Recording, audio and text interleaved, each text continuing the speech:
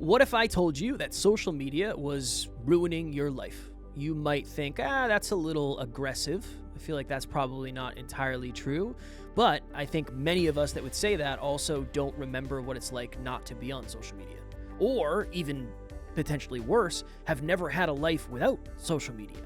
And it's really hard to know the difference between what life was like before and what life is today. And I know it's a bold statement, but I do think social media is ruining our lives.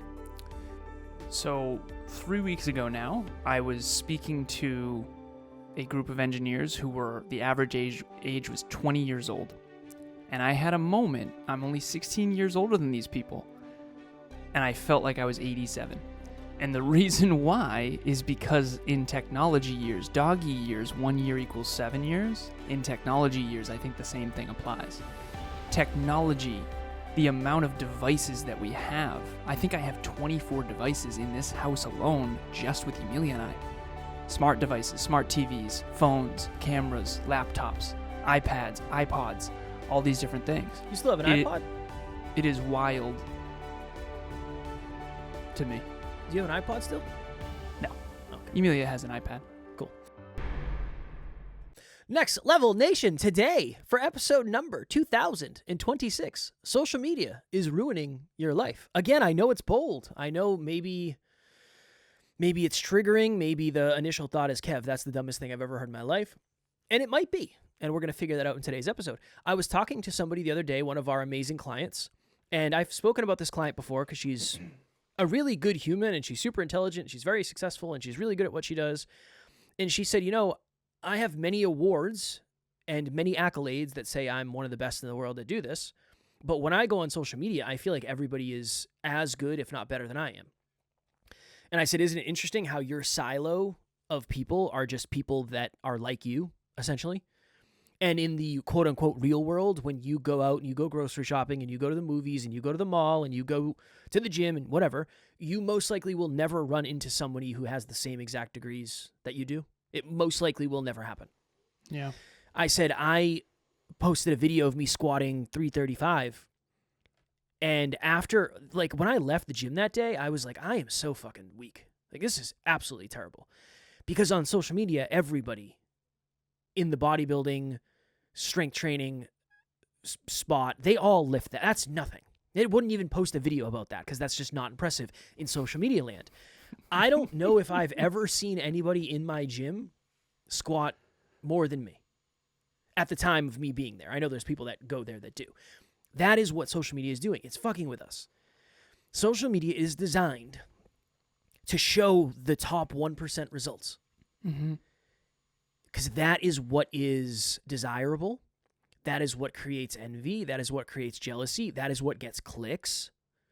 That is why it is designed that way. And unfortunately, I think we're getting to the point where we spend more time in social media land than we do out in the world. So go to your local grocery store. Go to your local mall. The odds of you seeing somebody as attractive, as in shape, as successful, as wealthy as somebody on social media are just so astronomically low. But I don't know if we think about that when we go out. So yeah, that is my tirade on social media. Now, last thing, and then I'll kick it to Alan. There are a lot of upsides too. We would not be able to do what we do in the way we do it without social media. But it's going back to the consumer versus investor mindset. The consumer mindset is I'm going to mindlessly scroll and I'm just going to waste my day away. The average person globally spends 2 hours and 23 minutes a day on social media. It's a long, Whoa. That's several workouts. Whoa. You could listen to a lot of audiobook. You could read a lot of books in that. What was the number? 2 hours and 23 minutes per day. So that's 16 hours a week. Something like that. Hold on. 2 hours and 23 minutes. So I know, that's hold on, 143 minutes. 60 times 2 plus 23. So 143 minutes. Yes. Okay. Yep. Times 7. 365 days a year. If you want to do it that way, yeah. Okay. Divide that by 60. That's 870 hours a year. It's a lot. Let's do that in terms of 16-hour days, assuming you sleep 8. Okay? I still don't 870. get why you do 6. You got to do 8-hour days because that's what people work. 8-hour days. No, man. Okay. We right work on this 16 one. hours a day sometimes. But 16-hour waking hours. 16 hours. We all have 16 waking hours a day. That's why I do that. Okay. I'm telling you, it's not as good as 8 hours. I'm certain. Really? People work 8-hour shifts. Okay. All right. Well, it's 54 full 16-hour days. Assuming you sleep 8. So take 54 days off the calendar. That is wild. And imagine someone for 54 days straight only scrolling. They sleep and they scroll. That's all they do. All right. Now let's do the 8-hour thing. All right. It's going to be twice 60 times 2 plus 23 is 143 minutes. 143 minutes a day is the average. Yes. 2 hours and 23 minutes. Okay. Yes. I'm going to multiply that by 365 days. It's 52,195. Now I'm going to divide that by 60 to put it in hours. Math with Jeff and Jeff. You know it. It's 870 hours. 870 hours a year is the average. That's insane. Okay, insane. you want me to divide that by 8 hours? Yeah. It's 109, I'll round up. 109 8-hour shifts? Yeah. Per year? Yeah. That's messing us up way more than I ever thought. So 108 8-hour shifts. You work 5 8-hour shifts a week. That's 20 weeks of work. 22. That's like 22 weeks of work.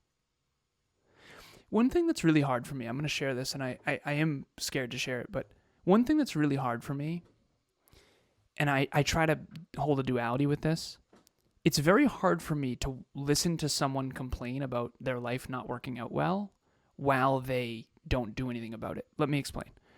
If you're scrolling on social media for 4 hours a day and then complaining that your life isn't working out well, it's very hard for me because if you put those 4 hours into meaningful, productive activities, your life would work a million times better. It would just, a million times is an exaggeration, but it's tough. That's 22 weeks of 8-hour work days. If you're complaining about not having money while scrolling 3 hours a day, there's an issue there. And at the end of the day, I don't want to... If you stand for one thing, you're against something else. So I guess what I'm against is entitlement. And I do think I'm against laziness as well. I think laziness is really bad.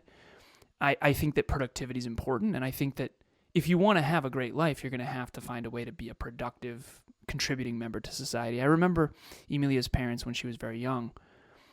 They're on the very high end of great parents, honestly. And they taught some very valuable lessons to her when she was a kid. Lessons that I kind of wasn't taught, to be honest.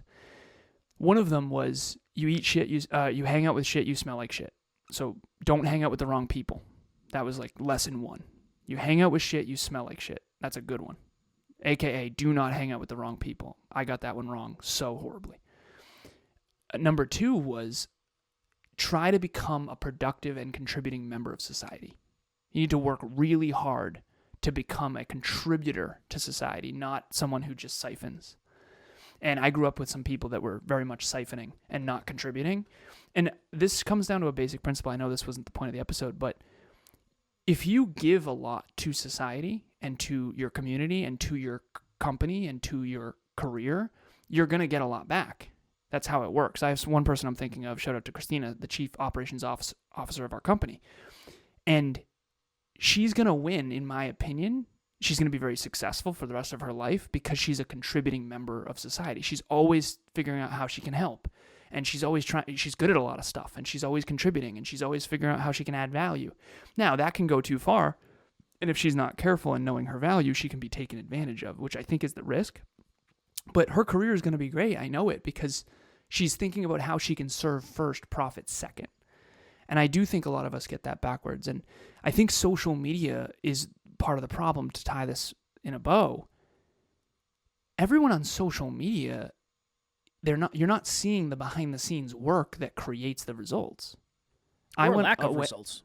Some of these results just aren't real. Yeah, exactly. I wonder to myself how much of it actually isn't real.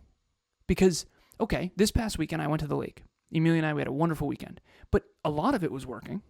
I worked all day Saturday. I mean, we had a great time, and we had walks in nature, and it was a wonderful little weekend. But don't get it twisted. I grinded through most of it. And there's a picture of us and little Tucker on the couch, little, weekend getaway, check out to check back in. And that's what I posted on social media. But of that 48-hour period, I was working. I slept 16 of it. I worked another 16 at least. And you see the one photograph that looks cute. And that's okay. That's what social media is for. I'm not going to share what I'm doing behind the scenes. Maybe I'll do that more when I'm doing Business Growth University. We'll see. But it is a skewed reality. It's like a sitcom. One of my favorite sitcoms growing up was Friends, very famous show. They never work. And it's insane. It used to bother me. Like, this show is making me lazy. Friends will make you lazy. I'm not even kidding. I would get lazier because it almost romanticizes laziness. Well, the thing is, the TV you can't take with you everywhere. So back then, when you went out of the house, that kind of left you. Now the TV is with you all the time. It never leaves. I know. Never leaves. Never, ever, ever, ever. And I think now it's way harder to just sit in silence. We're always looking for some, because I've said this before. I like to bet on UFC fights, but the problem is my phone is right there. So in between fights, it's easy for me to pick it up and just start scrolling. And it's like, well, I'm not refilling my cup if I'm doing that.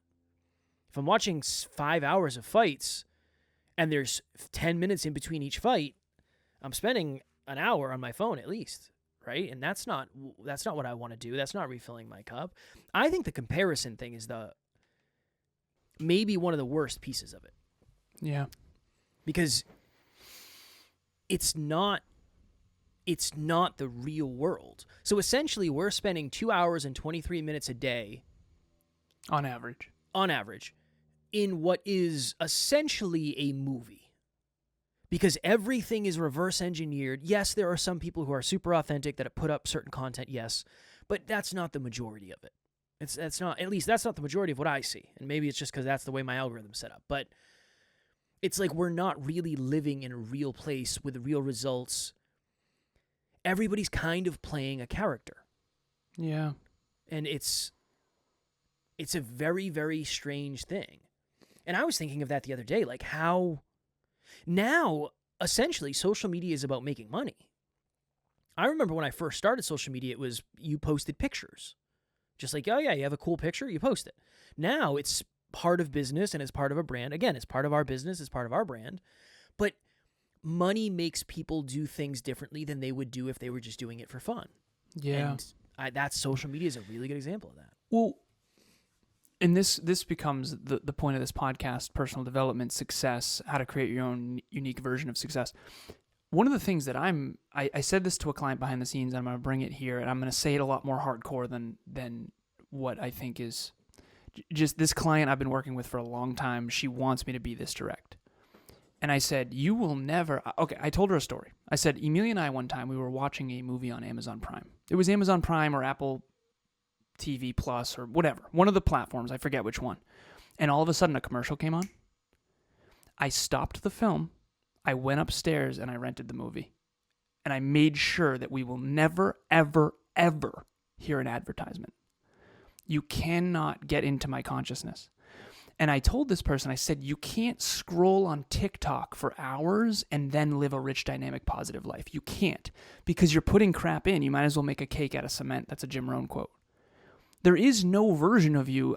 I remember when Gladiator 2 came out. I love that movie. And I watched like an hour and a half of these fucking behind-the-scenes interviews and videos and all this stuff. I spent my whole goddamn morning doing this. And I felt so terrible that day. What a bad way to start your day. Holy crap. Now, here's the deal, right? At the end of the day, what you feed your mind, what you feed your brain, what you allow into your world is affecting you. It's influencing your every thought, what you say, think, do, feel, and believe. NLU, I can see a huge uptick when I have a client I was just on with earlier. Shout out to you if you're listening. I know you are because we track your stuff. She was not listening for a while, and then she started listening again. I can see an uptick in intensity. I can see an uptick in motivation. I can see an uptick in discipline. I can see a drastic difference when someone stops listening to our show. What does that mean? We are, me more than Kev, we're intensely focused on helping you stay focused. What is the point of NLU? Every single day, we're going to talk about something meaningful that matters, that can actually help you.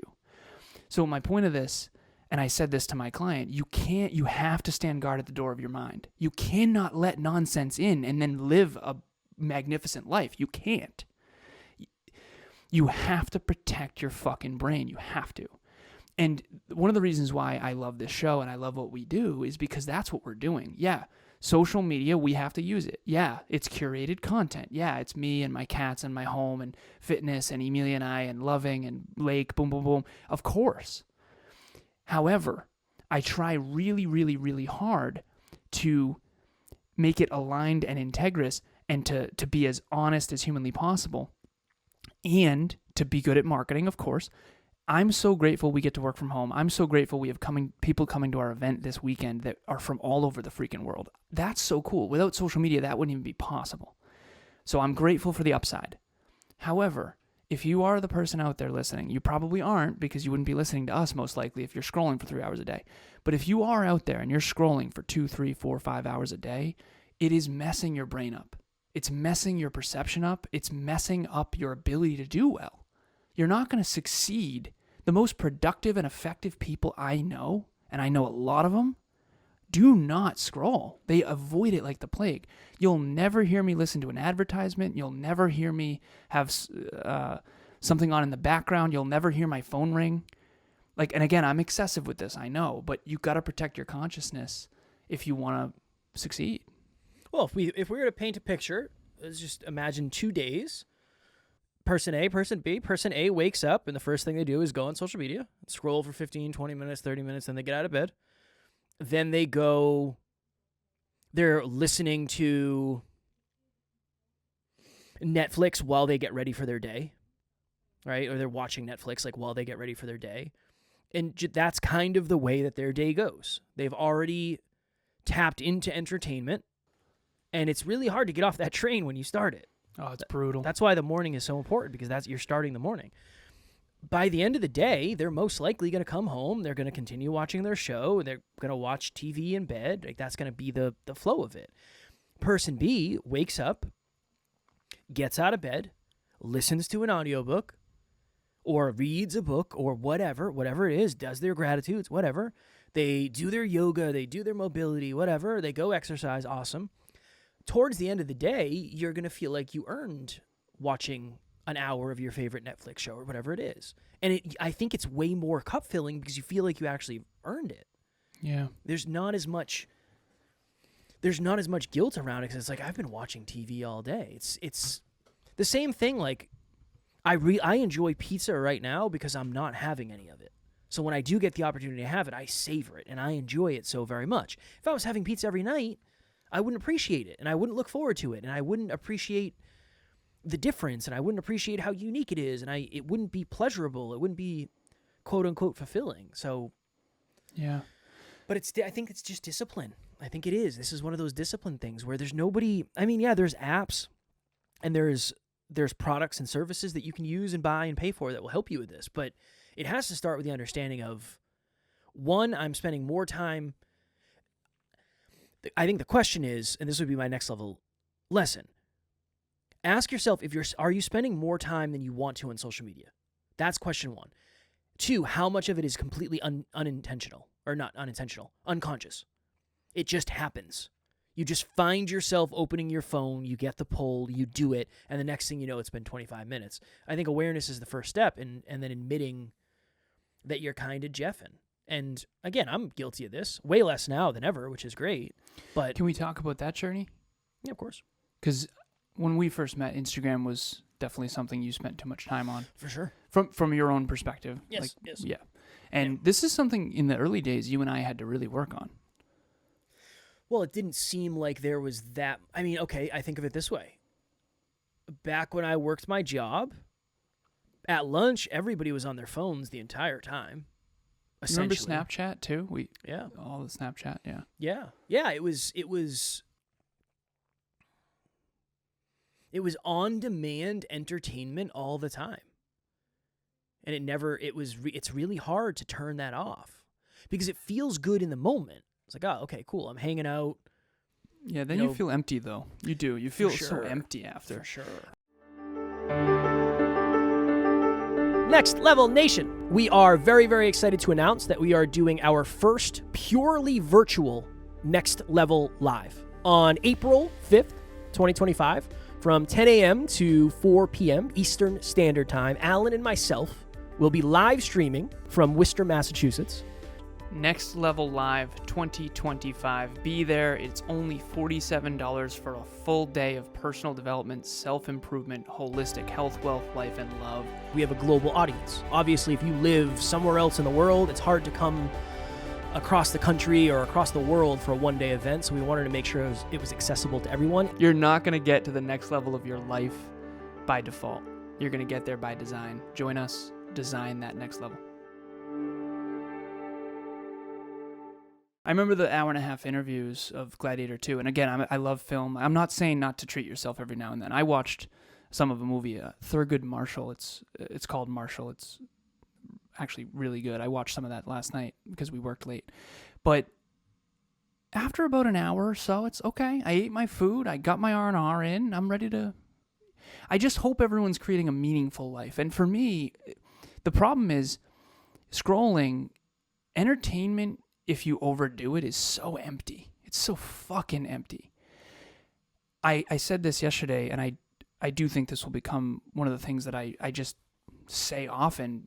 The people who are grinding and growing toward their goals and dreams will always be the envy of people sitting around feeling sorry for themselves. And the reason I say this is because I got on a session yesterday with a client of mine, and she's grinding. And I said, how are you? She said, overwhelmed. And I said, I know. Same. Hey, same. But it's better than the alternative. And she said, I know. What is the alternative? The alternative is sitting around feeling sorry for yourself. The alternative is no demand. The alternative is no clients. The alternative is no calendar. The alternative is no responsibilities. The alternative is an empty bank account. Demand, Kev, our life is not romanticized. I get it, okay? You and I grind. 6 days a week, not everyone wants this life. I get it, okay? I do. Sure. However, it's better than being fucking broke. Well, but there is an in-between, though. I know that. I do know that. That's the thing. But the thing is the moment that you this is something that, again, I'm really passionate about, but is the purpose of your life to R&R? Some people, two different buckets. Bucket one is the goal is to R&R. The goal is to have fun. The goal is to hang out. The goal is to only enjoy yourself. Okay? The problem is you're going to overdo that and then most likely feel like you're not achieving your goals. That's a choice. It's your choice. I've been there. I went down that road for a while and I regretted it deeply. Okay? I'm not saying you will, but I did. The other bucket is R&R is a necessity. It's not the fucking goal. It's a necessity to get rest and relaxation. The goal is productivity. The goal is meaningful life. The goal is service and impact and profitability. The goal is to build something of meaning. I think the world craves a meaningful life. I do. And I think most people romanticize carefree wandering and they romanticize the frolicking when in reality, behind the scenes, I've got enough people I've coached over the years to realize that the people who have those phases, and I've had them too, I had my frolicking phases, I had my let it ride phases, I had my drinking days and all that. I am not making you guys wrong for this. I'm just saying carefree wandering and frolicking and all that stuff that is being constantly bombarded on our devices from social media, it's romanticized way too much. It's not real. I think living a meaningful, responsible, productive life is so much better than people give it credit for. It's so good. I can't wait to get married. I had my single days where I was off the rails and I had this person and that. Like, I get it. I would much rather have a meaningful marriage with Emilia than talk to all these people, blah, blah, blah, all this party, barbecue, all this stuff. For me, it seems less sexy. It seems less badass. It seems less cool. But I think a responsible, meaningful life, I think it's underrated and I think it's undervalued and I think it's not as shiny, so it doesn't get as much attention. But what happened to the good old-fashioned wake up in the morning, have a hard day's work, and earn your meal and have a family and be a responsible adult. I feel like being a responsible adult, contributing member of society has been so wildly under exciting. And I don't know if it's rap or what to blame, but there's this thing in the world where it's like going off the rails is somehow funny and fun and awesome. But I'm telling you, the other end of that road, I've done it too, is nothing but darkness. And I feel like you can build a meaningful, aligned life, and just be very careful of the social media romanticizing of all this stuff, because ultimately what really matters, I think, is core values and work ethic and humility and personal development.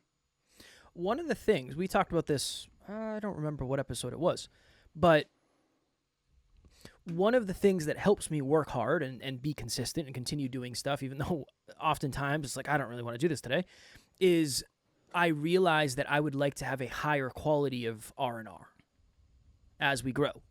I'm probably going to have less of it. Right? It's not going to be more necessarily, but okay, I'll have a nicer TV to watch UFC on. Awesome. I love that. I will have less stress when I order $20 worth of pizza. Awesome. I love that. Vacations will be different. Awesome. I love that. But it's kind of... Every time you get in your car will be different. Yeah, it's higher quality discipline. It's higher quality commitment. It's higher quality consistency that leads to higher quality R&R. That's the correlation. My R&R today is better than it's ever been. Why? Well, I work harder than I ever have, which is a really big piece of it. So I agree. I think it's really... Sundays for me are usually heavy R&R days. And by the end of the day, I'm like, all right, cool. I'm ready to get back after it. Yep. I'm ready. This is good. I'm good. Like, I've rested. My brain is good. My brain is calm. I'm not super overwhelmed right now in this moment. Cool. Tomorrow's Monday. I'm ready to get back after it. If I did that every day... Remember when you were... Maybe it wasn't like this for you. I remember when I was a kid, I was so excited for summer to come. And it was awesome for like 2 weeks. Yeah. And then it was like, oh, this person's away. They're on vacation. What the fuck? I can't play GoldenEye on Nintendo 64 anymore. I'm like so sick of it. What am I going to do? Yeah, I've watched all the movies. SportsCenter's not on until tonight. Like, what the hell am I going to do? I think that's what... Yeah, no, I don't think that was my experience. That was I always found... That was my experience. I was always obsessed with a certain game or something. I got bored. Whatever. I got bored, and I think... To Alan's point, when you're living a deeply meaningful, fulfilling, challenging life, there is very, very little boredom. Yeah, man. And that's something. That's something. I don't know what it is necessarily, but it's something. I never thought in a million years I'd miss being bored. I know we got to get out of here, but the next level lesson that I would give is I've been doing this new thing with clients where we track 3 things that people tie their self-esteem to. We did an episode about it a couple weeks ago. And to me, I know that if I wake up on a Sunday and I immediately go into R&R and I don't get anything done for the household, for the pets, for Emilia, for me, for building the business, whatever it is, brand, clients, I know I'm not going to feel good about myself. I think a lot of winning at life is doing the things, keeping the promises to yourself, that meeting your own standards. Meeting your own standards is the only way to feel good about yourself. That's the only way I've been able to figure it out. I feel really good about me lately because I'm on point. We're doing it. We're challenged. We're in the challenge skills sweet spot. We're doing it. We're making an impact. We got a community. We got momentum right now. Yeah, it's brutal. I was up till 10 o'clock last night. I stayed up till freaking 1 probably, or some midnight or 1, because we were working until 10:30 or 11 or something. I get that that's not ideal. That's a little too far. I get it. We can't sustain that. However, it's much better than scrolling 3 hours a day.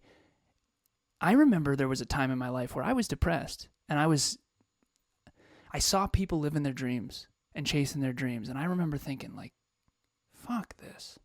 You know? I'm so miserable, especially when I was hungover. I was just miserable. There's nothing worse than feeling terrible about yourself because you just keep making terrible choices. And I'm not saying I've been there. Kevin's definitely been there. I don't mean that in a negative way. We've been there. There is another way. There's a next level staircase that you can build. And I know a lot of people out there, despite what social media shows, are struggling with self-esteem.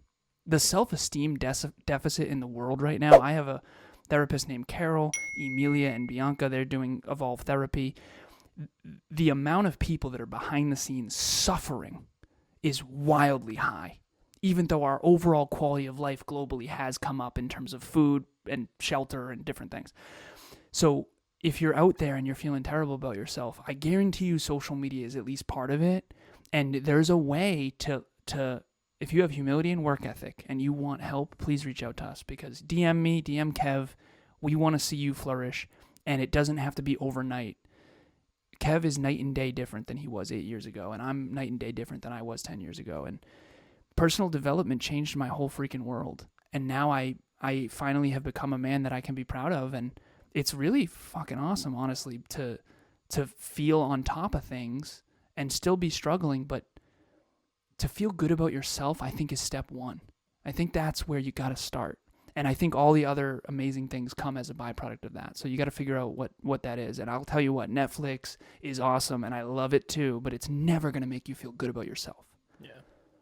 Well, maybe that's it. What are the things that make you feel good? What are the things that make you feel bad?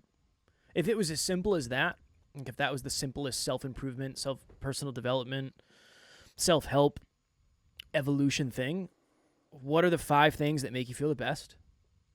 Not feel, but like fulfilled, right? I could say, weed makes me feel good. It's like, no, that's not what I'm saying. I'm saying what makes you feel purposeful? What makes you feel whole? What makes you feel full? Yeah. And then what just drains you? And you know it. And you know it drains you. You know social media is draining you. It's just a pain in the ass to stop. It's a pain. It's hard. It's hard to stop. It's set up to keep you coming back for more and more. It's dopamine. Ooh, what is this new shiny thing? Ooh, wow, this is cool, right? And I think it is the simplest thing in the world. Again, simple, not necessarily easy, or easy, not necessarily simple, whatever the freaking thing is. List the 5 things that feed you, list the 5 things that bleed you. And you could do that every day, every year for the rest of your life, and those things are going to change. Because as you level up and you grow, you'll most likely have less bleeding behaviors, but you'll have higher standards, so you'll notice things faster. And you'll realize that maybe there's only 5 things that really, really, really, really, really move the needle for you, hypothetically. How do you feel about Kev now versus in the beginning, self-esteem-wise? Self-esteem-wise. Overall, I feel a lot better about Kev. On the day-to-day, it depends. Depends on what's going on. Some days I feel like shit because things aren't going super well, and I feel like it's my fault, because it is. It's my responsibility. So that affects me. Like today we had something going on with a client, and I was just sad. I felt bad about me. I felt bad. I felt like I was failing. Right? But you feel overall, yes, on the macro, you feel self-worth and self-esteem, I think, is a powerful thing. And I know we got to go, but self-esteem, I think, is the day-to-day version of self-worth. Yeah. And so self-esteem you can build on the daily ups and downs, rejection, failure, success, wins, and then it builds self-worth. So I think self-worth, is built through consistent self-esteem builders, keeping the promises you make to yourself, setting goals, having clear priorities, doing the right thing, taking the high road. Yeah, it's taking care of your partner, taking care of yourself, cleaning your car, cleaning your house. Like I'm so grateful for where we live, and I also often think about how grateful we are to have running water and all that. I think gratitude's a big part of it too. So just, are you letting you down every day? Or are you proud of you inside? I don't give a shit who else knows it. Inside, right? From the outside, people, oh, I'm so proud of you. And you can feel like crap on the inside. And then from the outside, people can say, oh, you're not doing a great job. But on the inside, you feel really good about yourself. And so I think the inner game of self-esteem is where I think you can never really lose sight of that. That needs to be the main thing. Keep the main thing the main thing. I think your own personal standards and your own inner self-esteem, if you can keep that center point, everything else, I think, will eventually be a byproduct, assuming you strategize and stay consistent. Well, if you want to strategize and stay consistent, this is the second to last call for tickets for Next Level Live 2025. It is this Saturday from 10 a.m. till 4 p.m., and tickets are $47. It's a full-day event, totally virtual. So Alan and I have a nice room in a hotel, a nice conference room we got in a hotel. We're going to be live streaming from there. You can log on from the comfort of your own home, and everybody who buys a ticket gets lifetime access to the replay. So if you can only stay for an hour and then you got to bounce, no worries. You'll get access to the replay, and then you can finish it. If you're somebody who's into self-improvement and you want to go deeper, or you know it's time, we have had a lot of new people come into our lives, and Alan and I are like, it's time for them. They're ready to grow, they're ready to evolve. Something must have happened behind the scenes, most likely. If you're going through that right now, this is a great opportunity for you to ride the wave of that momentum. So we'll have the link in the show notes.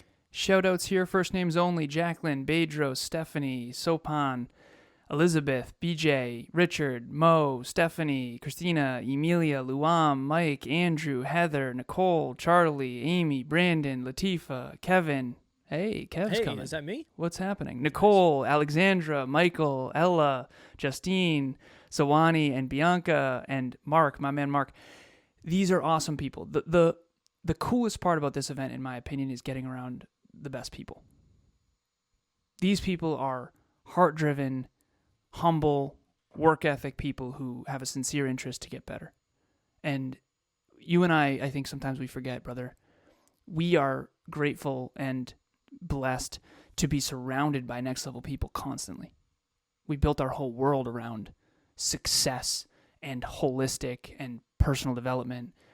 And if you feel like, I said this earlier in Next Level Nation, I said, welcome to the place, because you did the welcome post.